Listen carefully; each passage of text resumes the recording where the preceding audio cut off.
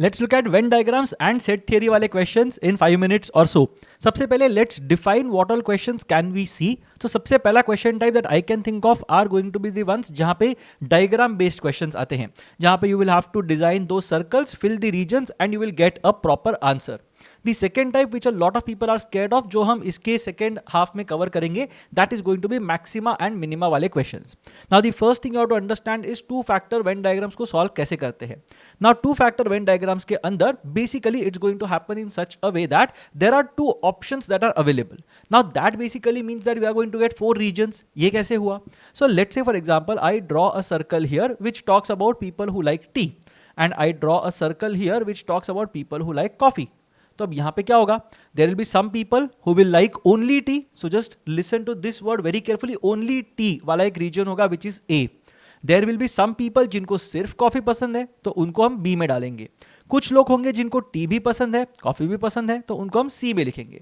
And there will be some people जिनको ना T पसंद है ना कॉफी पसंद है, तो उनको हम डालेंगे इस डायग्राम के बाहर which is D.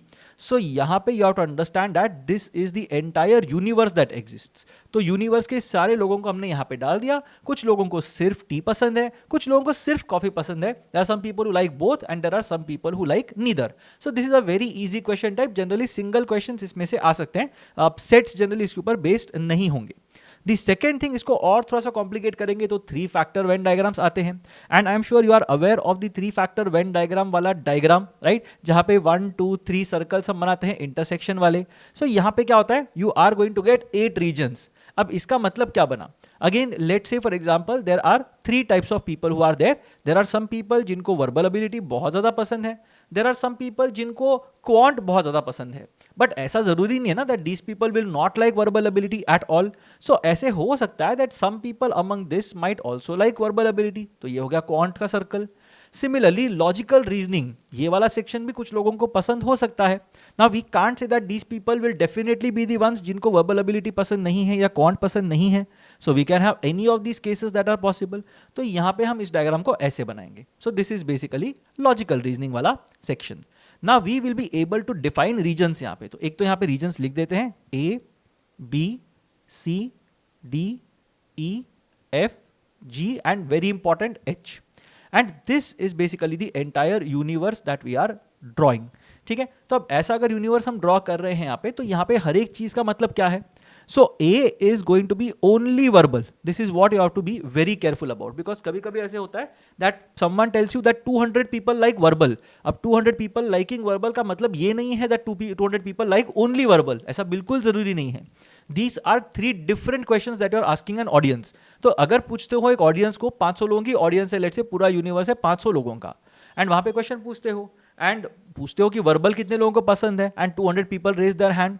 So it's not necessary that this will be the people who will like only verbal. तो यहां पे you have to understand that अगर कोई बोलता है कि verbal is liked by 200 people, 200 will be the number of this entire circle. So a plus D plus G plus इस सब मिला के 200 होगा. That is one thing you have to keep in mind.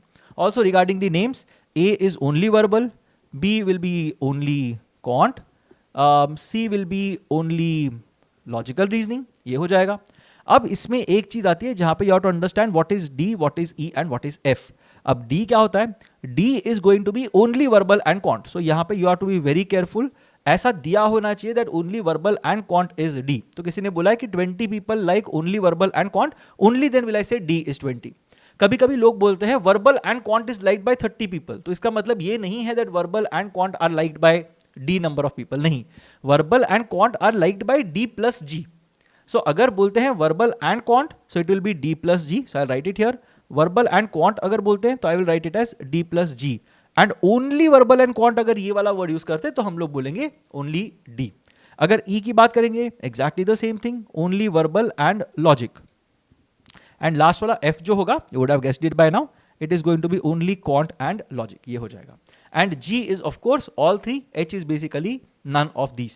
So यहाँ पे one thing you have to keep in mind, only A and different, only A and B का मतलब is different than A and B. ये याद रख लेना. A and B मतलब सारा intersection जो होगा वो देखेंगे, and only A and B मतलब only the intersection that is particular to A and B is what we are looking at, right? So only verbal and quant is different from verbal and quant. ये एक चीज ध्यान में रख लेना. This is very important. In terms of 4-factor Venn diagrams, यहाँ पे diagram becomes slightly complicated, but we have seen questions like this appear. तो यहाँ पे you have to be very careful of how you are drawing it. तो draw करने का तरीका बहुत easy है. You basically create a 3x3 square, right? So यहाँ पे एक 3x3 square अपन ने बना दिया, which looks like this. और फिर हम क्या करेंगे, हम इन दो वर्टाइसेस को ज्वाइन करेंगे, फर्स्ट एंड थर्ड. हम इन दोनों को ज्वाइन करेंगे सेकेंड एंड फोर्थ. फिर हम इन दोनों को ज्वाइन करेंगे फर्स्ट एंड थर्ड. और फिर हम इन दोनों को ज्वाइन करेंगे second and fourth. And this basically gives us the 4 factors. So let's say for example there are some people who like verbal, there are some people who like quant, there are some people who like logical reasoning and some people who like GK. So यहाँ पे 4 हमने बना दिए हैं. So now you have to understand that there are a lot of grids or there are a lot of cells that have been made here. Now this is basically only verbal, right? ये only verbal वाला है, only verbal. This is only quant, this is only logical reasoning and this is only GK. अब ये वाला अगर देखोगे तो only V and Q. So I will write only V and Q क्योंकि इसमें logical reasoning और GK वाला पार्ट तो आ ही नहीं रहा. Similarly, this one is going to be only logical reasoning and general knowledge. This one will be only verbal ability and logical reasoning. तो ये भी सिर्फ 2 ही जगह पे आता है, right? So ये सिर्फ verbal and logical reasoning है. ये वाला is only quant and logical reasoning. This is only quant and GK and this is only verbal and GK. So now you have got 6 things that are exactly 2. And you will see symmetry यहाँ पे, right? ये बीच के 2 और ये 4 corners of this square. Similarly अगर मैं ये देखूं तो इसमें 3 चीजें दिखेंगी. ये वर्बल के ब्लॉक में भी आता है, क्वांट के ब्लॉक में भी आता है और एल के ब्लॉक में, लॉजिकल रीजनिंग के ब्लॉक में भी आता है. So this is only V Q L. This block is going to be only V L and G. This block is only going to be Q L and G. And this block is going to be V Q G. और ये वाला जो होगा that you would have guessed by now is all 4. So ये डायग्राम अगर ठीक से बन जाता है तो you should be fine. There will be 16 regions. You can see 1, 2, 3, 4, 5, 6, 7, 8, 9, 10, 11, 12, 13, 14, 15 and जो बाहर वाला है वो 16th region हो जाएगा. You have to understand one thing here that you will get good questions here जहाँ पे numbers होंगे जिनको सिर्फ insert करोगे तो आंसर मिल जाएगा. So don't get scared about 4-factor Venn diagrams because typically the questions are going to be very easy in this one. So इसको एक बार try करके देख लेना. Also you have to understand one thing. अगर कोई बोलता है verbal and quant तो इसका मतलब this plus this plus this plus this everything will be verbal and quant. और अगर कोई बोलता है only verbal and quant so I will basically say only this cell. तो ये एक डिस्टिंक्शन अगर याद रखोगे तो it will be much better. Now in terms of maxima and minima अगर समझना है तो 3-factor वेन डायग्राम्स के लिए ही मैक्सिमा मिनिमा जनरली काम आता है. अगर और कॉम्प्लिकेटेड क्वेश्चन आएगा तो फिर then it's better for you to skip it. अब 3-factor वेन डायग्राम्स के अंदर एक सिंपल चीज है that you have to understand. The first thing you have to understand in this context is यहाँ पे एक छोटा सा एक क्वेश्चन पूछ लो to an audience that you have, right? So यहाँ पे ऑडियंस को क्वेश्चन क्या पूछना है. Let's say for example you ask people how many of you like cricket. फिर से वही ऑडियंस को क्वेश्चन पूछो how many of you like football. और फिर उनको ही सेम क्वेश्चन पूछो how many of you like tennis. तो पहले जो क्रिकेट बोलेंगे वो हाथ ऊपर करेंगे जिनको क्रिकेट पसंद है, जिनको फुटबॉल पसंद है वो हाथ ऊपर करेंगे and then people who like tennis will raise their hands. Now for all those people who have liked cricket let's say you give them 1 cricket match का ticket. For all those people who like football, you give them a football match का ticket, and for all those people who like tennis, you give them a tennis match का ticket. अब let's say for example, we are saying that there are exactly A people जिनको 1 ticket मिला है, उन्होंने सिर्फ एक बार हाथ ऊपर किया था. There are B people जिनको 2 tickets मिले हैं, जिन्होंने 2 बार हाथ ऊपर किए थे, या तो क्रिकेट फुटबॉल के लिए, या तो क्रिकेट टेनिस के लिए, या तो फुटबॉल टेनिस के लिए. And there are C people जिन्होंने 3 बार हाथ ऊपर किया था and they like all 3 sports, तो उनको 3 टिकट्स मिल गए. So यहाँ पे you have to understand that if everybody has raised their hand exactly once, how many people would be there, right? Or not exactly once, but everybody has raised their hand at least once. तो at least once सब लोगों ने हाथ ऊपर अगर किया है, so you will say that the total population that we have is A plus B plus C. Because at least एक बार हाथ ऊपर किया है और questions पूछे हैं 3. So या तो 1, या तो 2, या तो 3 times they would have raised their hand. How many tickets would have been distributed? A people get 1 ticket, so A tickets इनको मिल गए. B people get 2 tickets each, तो 2 B tickets यहाँ पे distribute हो गए and 3 tickets have been given to C people, meaning 3 C tickets यहाँ पे distribute हुए होंगे. And that is basically what we are looking at यहाँ पे. अब यहाँ पे one thing you have to understand that अगर बोलते हैं कि everybody gets at least 1 ticket, अगर ये बोला हुआ है that everybody is going to get at least 1 ticket तो बहुत easy हो जाएगा. Why? Because we are going to have A, B, C and A plus 2B plus 3C. But अगर ये वाला चीज नहीं दिया होगा तो यहाँ पे मैं क्या करूंगा, यहाँ पे I will also get a variable D which will mean 0 tickets. So let's से A people raise their hand once, B raise their hand twice, C raise their hand exactly 3 times and D people did not raise their hand at all.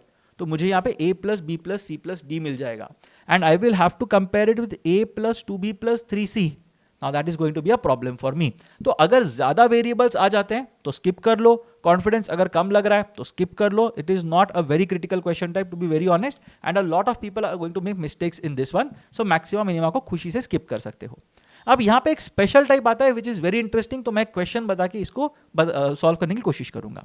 सो यहाँ पे look at this question. 84% people have subscribed to Netflix, 80% to JioStar, 96% to YouTube Premium and 70% to Z5. ये 4 OTTs हैं. Now we have to figure out that everybody has subscribed to at least one OTT. ये अपने को दिया हुआ है. सो अपने को पता करना है मिनिमम नंबर ऑफ पीपल जो सारे OTTs को सब्सक्राइब करेंगे उसका नंबर क्या होगा.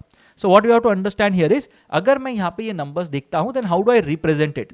लेट्स से फॉर एग्जांपल मैंने 100 पीपल को ऐसे इन दो पैरेलल लाइंस के बीच में प्लॉट कर दिया है. तो this is basically 1 to 100 ranks दिए हैं मैंने.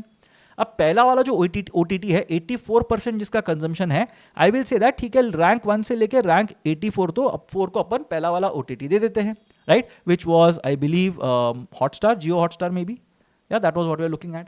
The second thing we are looking at 80% which is Netflix, let's say for example. तो यहाँ पे 80% का मतलब क्या बनेगा, I have to minimise the overlap ना. तो मैं क्या करूंगा, पहले मैं इन 16 लोगों को वो वाला सब्सक्रिप्शन दूंगा so that the overlap is minimised. तो मैंने यहां से शुरू कर दिया और मैं यहां पे 80 तक पहुंच गया. बट फिर भी you will see that there is this region that is overlapping. अब ये रीजन कितना हुआ, सो यहाँ पे नॉन ओवरलैपिंग रीजन वॉज 16 ना, because 84% people had Jio Hotstar और जियो स्टार. तो ये 16 लोगों को पहले मैंने नेटफ्लिक्स दे दिया, बट टोटल तो 80 लोगों को देना है. So this overlap will now be 64, which basically tells me that there are 36 people जिनके पास जियो हॉटस्टार और नेटफ्लिक्स दोनों नहीं है and I have to minimise the overlap. तो मैं क्या करूंगा, पहले मैं इन 36 लोगों को फिल करूंगा. So I will fill this part and this part first. तो ये दो 36 मैंने फिल कर दिए आउट ऑफ दिस 96% जिनको मुझे यूट्यूब प्रीमियम देना है. तो बचे हुए 60 होंगे वो तो ओवरलैप ही होगा. So whatever I do my overlap is now going to be 60, which basically means there are 40 people जिनके पास YouTube Premium, Jio Hotstar और Jio Star और Netflix में से कुछ तो एक चीज नहीं है. तो मैं क्या करूंगा, पहले जो बचे हुए 40 है उनको फिल करूंगा. सो 70 में से मैं पहले 40 इन लोगों को फिल करूंगा जिनके पास बाकी सब्सक्रिप्शंस नहीं है, और बचे हुए जो 30 है उनको मुझे यही वाले में एंटर करना पड़ेगा. And that basically gives me the minimum possible overlap, which is going to be 30% of the population. So what we are doing is we are trying to give, or we are trying to minimize the overlap by giving the people who do not have one OTT the other OTT first. तो वहाँ पे हम prioritize कर रहे हैं and वैसा करते अगर जाएंगे तो you will be able to get your answer. तो काफ़ी straight forward चीज़ है अगर करना है तो. The other thing you can do is you can of course look at 84, मतलब 16 लोग हैं जो Netflix नहीं देख रहे हैं. 16 people are not looking at JioStar, 20 people are not looking at Netflix, 4 people are not looking at YouTube, and 30 people are not looking at the last one, which is Z5. And then we will look at the entire thing. तो ये सारे जो होंगे वो सब मिला के अपने को मिलेगा 70, which means that there are 70% people maximum जो इसमें से कोई भी एक चीज नहीं देखेंगे. तो 30% people will be watching one of these. इतना अगर knowledge होगा तुम्हारे पास, so Venn diagrams will not be very difficult for you. You should be able to handle this. So make sure that you know these concepts well, and then you will be able to understand this very, very quickly.